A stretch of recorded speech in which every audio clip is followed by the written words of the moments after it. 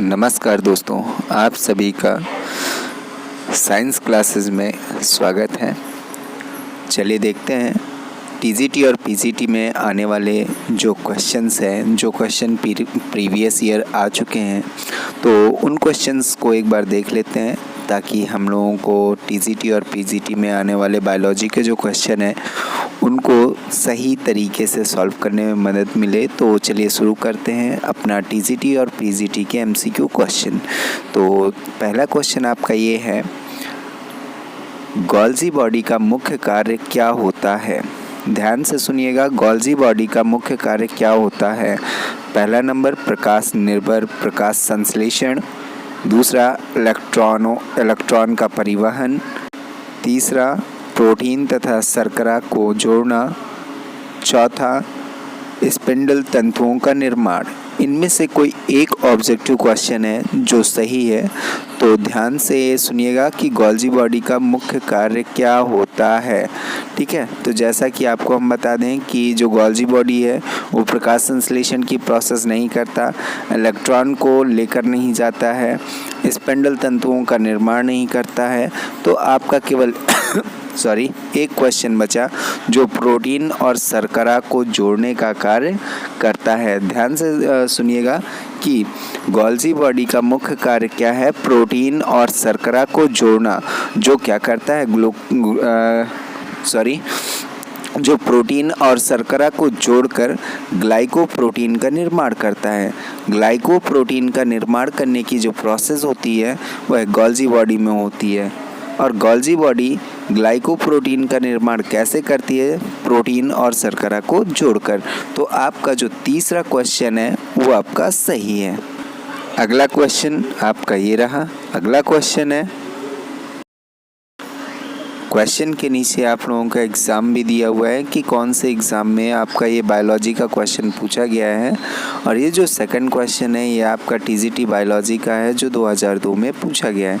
तो चलिए देखते हैं अगला क्वेश्चन कि गोल्जी बॉडी निर्माण से संबंधित है। तो गोल्जी बॉडी किसके निर्माण से संबंधित है? गोल्जी बॉडी किसके निर्माण में संबंध रखता है? तो ध्यान रखिएगा, अभी मैंने पीछे ही आपको बताया था कि जो प्रोटीन होता है, प्रोटीन और शर्करा आपस में मिलकर ग्लाइकोप्रोटीन का निर्माण करता है। तो भाई पहला नंबर तो आपका गलत हो गया क्योंकि इसमें केवल प्रोटीन दिया हुआ है। एक स्थान से दूसरे स्थान तक कणों को ले जाना, ये भी आपका गलत हो गया। और सिनेप्सिस ये भी नहीं करता है गोल्जी बॉडी। तो आप लोगों का जो आंसर है वो कौन सा सही है? आप लोग खुद बता सकते हैं कि आप लोगों का जो आंसर है वो सेकंड नंबर का सही है। गोल्जी बॉडी कोशिकीय स्रावण करता है। ये आप लोगों का जो सेकंड नंबर का आंसर है वो एकदम सही है। चलिए देखते हैं अपने नेक्स्ट क्वेश्चन की ओर।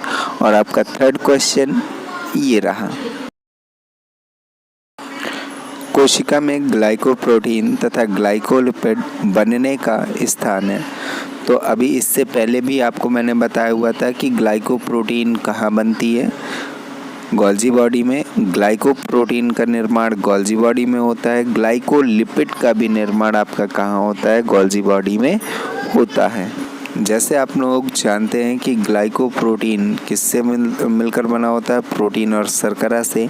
उसी तरह से आपका ग्लाइकोलिपिड किससे मिलकर बना होता है? तो ये बना होता है प्रोटीन और वसा से। जब प्रोटीन और वसा को आपस में जोड़ा जाता है तो ग्लाइकोलिपिड का निर्माण होता है। तो राइबोसोम में ग्लाइकोप्रोटीन और ग्लाइकोलिपिड दोनों का निर्माण होता है। तो आप लोगों का जो आंसर है वो डी नंबर का आंसर आपका सही है। गोल्जी कॉम्प्लेक्स की क्रियात्मक इकाई क्या कहलाती है? तो ध्यान रखिएगा, गोल्जी कॉम्प्लेक्स की क्रियात्मक इकाई सिस्टर्नी कहलाती है। तो आप लोगों का जो आंसर है वो क्वेश्चन नंबर 4 का answer number C is the right answer. Right answer is cisternae. Cisternae is the right answer. ध्यान रखिएगा, सी नंबर आपका सही है। चलिए देखते हैं अपना नेक्स्ट क्वेश्चन। और नेक्स्ट क्वेश्चन ये है, क्वेश्चन नंबर 5 टीजीटी में पूछा गया 2013 का क्वेश्चन है। और यह क्वेश्चन है, इनमें से कौन सा कोशिका अंग डिक्ट्यूसोम के नाम से जाना जाता है? तो ध्यान रखिएगा, डिक्ट्यूसोम के नाम से जाने जाने वाला क्वेश्चन है आपका गोल्जी बॉडी। गोल्जी बॉडी को डिक्ट्यूसोम के नाम से भी जाना जाता है। तो आप लोगों का जो आंसर है वो आंसर नंबर डी है, गोल्जी बॉडी। चलिए देखते हैं अपने अगले क्वेश्चन की ओर, और अपना अगला क्वेश्चन ये रहा।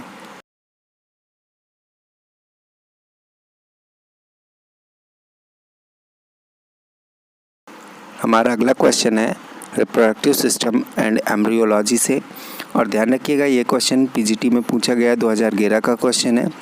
और इसमें ये जो क्वेश्चन है, इस क्वेश्चन में क्या कहा गया है, मानव मादा में अंडोत्सर्ग के लिए किसका होना प्रेरक होता है।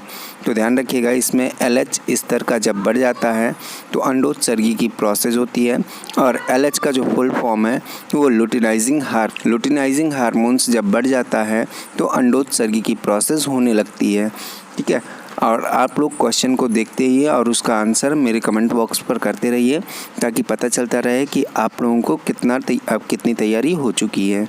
तो चलिए देखते हैं अपना अगला क्वेश्चन। अपना अगला क्वेश्चन है, प्रसव के दौरान गर्भाशय में होने वाली तीव्र संकुचन के नियमन किसके द्वारा होता है।